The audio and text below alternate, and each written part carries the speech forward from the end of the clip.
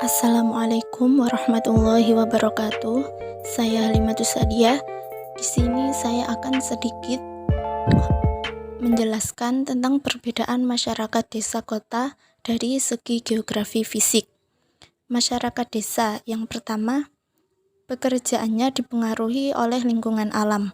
Pekerjaan di pedesaan masih tergantung kepada alam. Di samping itu, jenis pekerjaan juga kurang bervariasi seperti halnya di perkotaan. Oleh karena itu, walaupun terdapat diversifikasi mata pencaharian, namun masih dapat dikatakan bahwa masyarakat perdesaan merupakan masyarakat agraris, baik yang hidup dari bercocok tanam, beternak, perikanan, ataupun kehutanan. Yang kedua adalah ukuran masyarakat pedesaan yang relatif kecil. Sifat pekerjaan pertanian menuntut adanya tanah tertentu bagi perorangan. Tingginya rasio tanah dan manusia merupakan realita yang membuat besarnya komunitas hampir tidak mungkin.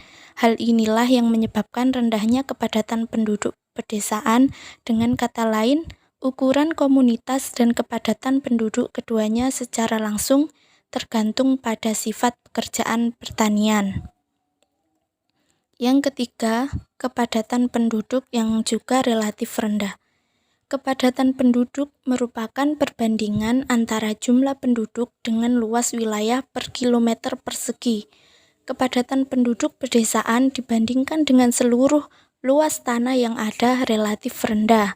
Kepadatan penduduk yang rendah ini memungkinkan terciptanya hubungan sosial yang intim dan bentuk-bentuk interaksi sosial dalam kelompok sosial yang menyebabkan orang tidak terisolasi secara psikologis.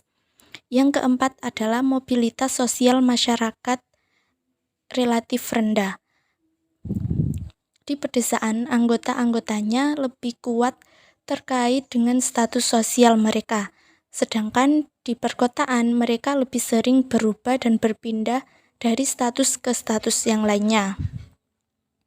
Di pedesaan, perpindahan status jarang terlihat, di samping tidak adanya variasi lapangan kerja atau tingkatan status yang akan mereka capai, sikap dan keinginan mereka untuk pindah profesi pun juga kecil. Mobilitas yang terjadi di pedesaan lebih banyak berbentuk mobilitas horizontal, dalam artian mobilitas yang tidak memberi peningkatan dalam strata sosial yang ada. Yang kelima, solidaritas sosial yang tinggi.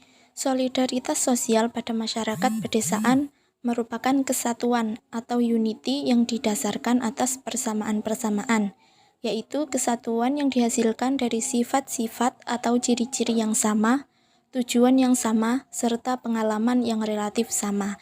Yang keenam, tradisi lokal masyarakat pedesaan yang masih kuat.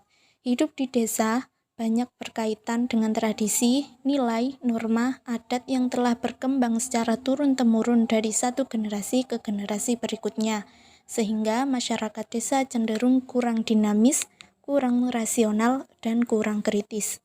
Sekian dari saya, mohon maaf apabila ada kekurangan. Wassalamualaikum warahmatullahi wabarakatuh.